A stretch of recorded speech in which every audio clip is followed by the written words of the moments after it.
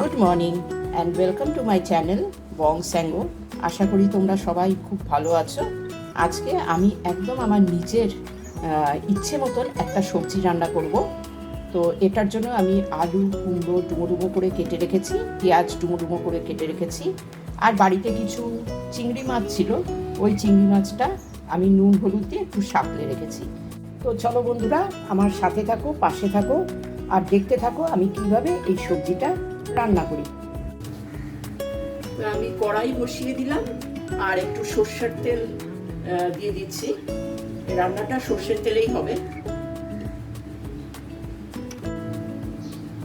সর্ষের তেলটা আমার গরম হয়ে গেছে, এখন একটু জিরে ফোড়ন দিয়ে দেবো।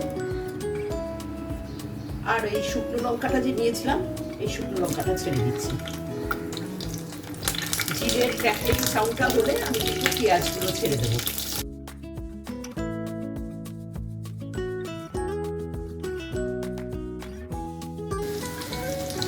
আস্তে আস্তে আলু কুমড়োগুলো ছেড়ে দিই।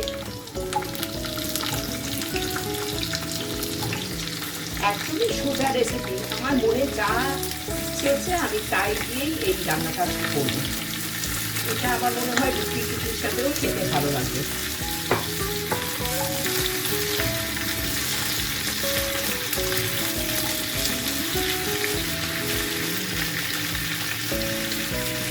একটু হলুদ দিয়ে দেবো আর একটু লঙ্কার গুঁড়ো দিয়ে দিচ্ছি। দিয়ে দেবো 1 চামচ নুন। নুনটা কিন্তু স্বাদ অনুসারে।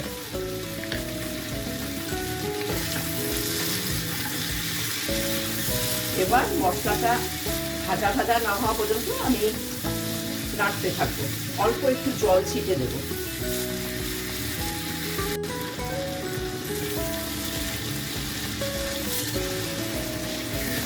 আলু কুমড়োটা সেদ্ধ হয় ঠিক সেরকমই আন্দাজ মতন আমি জল দিয়ে দিলাম।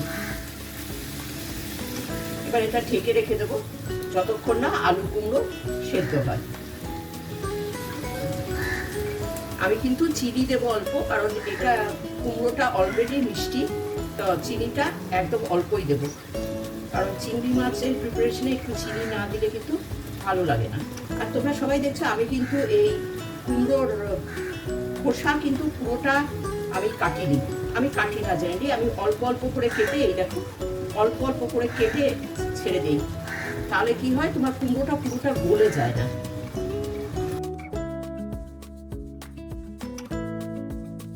তোমাদেরকে বলতে ভুলে গেছি, আমি 3-4টে রসুনের কোয়া নিয়েছি। এই রসুনের কোয়াটা আগে আমি একটু থেতো করে একটু তেলের মধ্যে ভেজে রেখে দেবো। এটা আমি পরে তরকারিতে দেবো।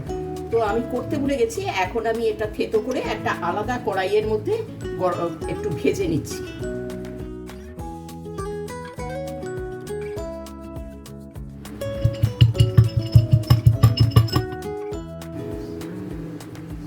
থেতো হয়ে গেল, তেলটাও গরম হয়ে গেছে, আমি এটা ছেড়ে দিলাম। আর আমি কিন্তু অল্প তেল নিয়েছি এই কড়াইয়ে। আর এই তেল শুদ্ধ আমি এই রসুন ভাজাটা আমি ঢেলে দেবো এই সবজিটাতে। আর আরেকটা জিনিস আমাদের মাথায় রাখতে লাগবে, চিংড়ি মাছ করতে গেলে কিন্তু রসুন দিলে খুব সুন্দর একটা কম্বিনেশন হয়। Garlic and butter, this two goes very well with prawn, any type of prawn preparation. But আমি কিন্তু দেবো না, বাটার দিচ্ছি না এখানে, যেহেতু আলু কুমড়োর একটা ছক্কা মতন করছি। তো রসুনগুলো ভাজা ভাজা হয়ে গেলে আমি এটা ছেড়ে দেবো। রসুনটা আমার ভাজা ভাজা হয়ে গেছে, দেখো তেল শুদ্ধ আমি এখানে ছেড়ে দিচ্ছি। এটা কিন্তু আগেই করতে হবে, কিন্তু আমি কিন্তু ভুলে গেছিলাম, আমি এখনই করে নিই। আমি দেখলাম যে আলু এখনো সেদ্ধ হয়নি, কুমড়োটাও সেদ্ধ হয়নি, তো আমি এটা ঢেকে রেখে দিচ্ছি।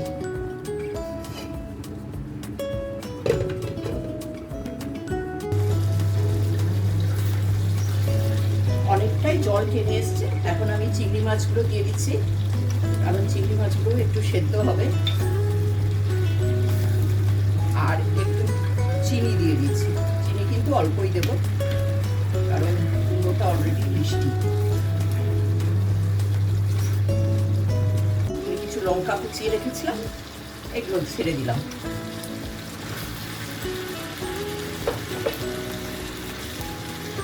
ঠিক এই সময় আমি একটু চালের গুঁড়ো ছিল আমার বাড়িতে, চালের গুঁড়ো একটু জলের মধ্যে ডুবিয়ে এখানে ছেড়ে দিচ্ছি।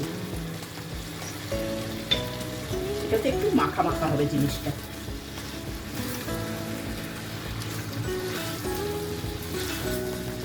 দেখো কত সুন্দর হয়েছে দেখতে। আমি নিজেই আমার রান্নার প্রশংসা নিজেই করছি। রান্নাটা কিন্তু আমার শেষের পথে, এখন আমি এটা নামিয়ে ফেলব। হয়ে গেছে, তেল ছেড়ে দিচ্ছে তরকারি থেকে।